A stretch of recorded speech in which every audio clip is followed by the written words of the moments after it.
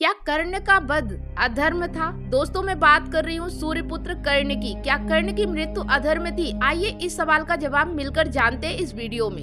नमस्कार दोस्तों, स्वागत है एक बार फिर से आप सभी लोगों का हमारे YouTube channel the divine fact पर। आज मैं इस वीडियो में महाभारत के एक ऐसे ही महान और शक्तिशाली पात्र के बारे में बात करने जा रही हूँ जिसका वध आज भी बहस का विषय है। दोस्तों महाभारत का युद्ध एक से बड़े कई वीर योद्धाओं के बीच लड़ा गया था और ऐसे ही एक योद्धा थे सूर्यपुत्र कर्ण, जिनका उनके ही अनुज अर्जुन ने वध किया था। ऐसा कहा जाता है कि अगर कर्ण जीवित रह जाते तो युद्ध की दिशा बदल सकती थी और जीत कौरवों की हो सकती थी। और यही वो वजह थी कि भगवान श्री कृष्ण ने विश्व के सबसे अच्छे धनुर्धरों में से एक कर्ण के वध के लिए अर्जुन को चुना था। लेकिन कई हजार साल बीत जाने के बाद भी आज ये बहस का सवाल है कि क्या कर्ण का वध अधर्म था। तो दोस्तों इस सवाल का जवाब जानने के लिए हमें महाभारत की उस कहानी को याद करना होगा जब रणभूमि पर विश्व के दो सबसे अच्छे धनुर्धर यानी कि अर्जुन और कर्ण एक दूसरे के सामने थे। ये कहानी महाभारत के युद्ध के दौरान की है। जब कर्ण और अर्जुन एक दूसरे के सामने खड़े थे तब युद्ध के दौरान कर्ण के रथ का पहिया नीचे जमीन में धंस गया था। कर्ण रथ का पहिया बाहर निकालने की कोशिश कर रहे थे। तभी भगवान श्री कृष्ण के कहने पर अर्जुन ने कर्ण पर बाण चला दिया। बाण लगने के बाद कर्ण ने कहा कि हे भगवान, ये अधर्म हो रहा है। अर्जुन कायरों की तरह निहत्थे पर बाण चला रहा है। फिर कर्ण अर्जुन की तरफ मुड़े और उन्होंने अर्जुन से कहा कि कायर मत बनो। एक निहत्थे योद्धा पर बाण चलाकर तुम कायर ही कहलाओगे और साथ ही ये धर्म के भी विरुद्ध है। कर्ण की ये बातें सुनकर भगवान श्री कृष्ण ने कहा कि जब अधर्मी व्यक्ति किसी समस्या में फंसता है तभी उसे अपने धर्म और मर्यादा की याद आती है। जब भरी सभा में द्रौपदी का चीरहरण हो रहा था तब कहाँ था धर्म? जब युद्ध क्रीड़ा में कपट हो रहा था तब कहाँ था धर्म? जब पांडवों से उनका अधिकार छीना जा रहा था तब कहाँ था धर्म?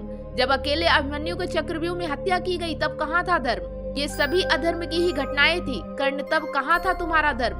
तुम्हें धर्म की बात कहने का कोई अधिकार नहीं है और जो तुम्हारे साथ हो रहा है वो तुम्हारे ही कर्मों का फल है। दूसरी तरफ जब तीरों से कर्ण को घायल करने के बाद अर्जुन को ये ज्ञात हुआ कि कर्ण जिसे वो घायल कर चुके हैं वो तो उनके ज्येष्ठ है। ऐसे में शक भरी नजरों से उन्होंने भगवान श्री कृष्ण की ओर देखा और कहा कि हे माधव, आपने मेरे हाथों ये कैसा अधर्म करा दिया। अर्जुन ने आगे कहा कि माधव, मेरे हाथ कांप रहे थे। तब आपने कहा था कि मैं एक सदात्मा को उसके भार से मुक्त कर रहा हूँ, लेकिन ये क्या, आपने तो मेरे मस्तक पर अपने ही ज्येष्ठ की हत्या का कलंक लगा दिया। तब श्री कृष्ण ने कहा कि मनुष्य को प्रारब्ध देने वाला मैं कौन होता हूँ? मनुष्य को प्रारब्ध उसके कर्म देते हैं। बीज में स्वस्थ मीठे फल लगेंगे या उस बीज को सूख जाना होगा, इसका चयन तो बीज स्वयं करता है। पार्थ, अपनी धरा चुनकर। श्री कृष्ण ने आगे कहा कि पार्थ, तुमने धर्म का साथ देना चुना और कर्ण ने अधर्म का साथ देना।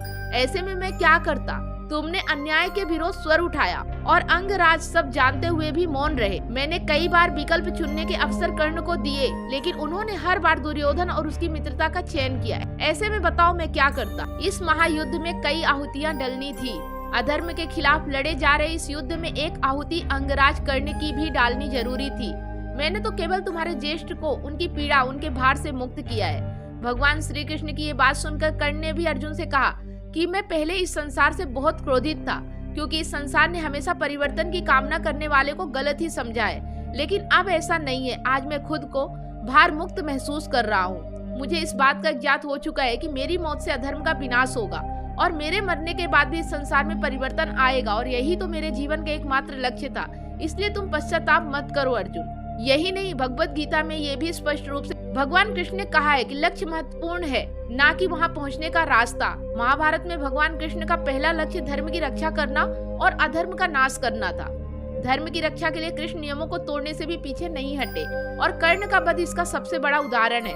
हालांकि श्री कृष्ण के कर्ण को मारने का सही जवाब दे पाना मुश्किल है, लेकिन जो अधर्म के रास्ते पर चलेगा उसका सर्वनाश निश्चित है। दोस्तों कर्ण गलत नहीं थे, सिर्फ उन्होंने गलत लोगों का साथ दिया था और यही वजह है कि उनकी मौत के बाद भी दुनिया भर में उनको आज भी इज्जत से याद किया जाता है। तो आज के वीडियो में बस इतना ही। अगर ये वीडियो पसंद आई हो तो इसे लाइक और शेयर जरूर करना और हाँ, नीचे कमेंट कर जरूर बताएं कि कर्ण के वध पर आपकी क्या राय है। धन्यवाद।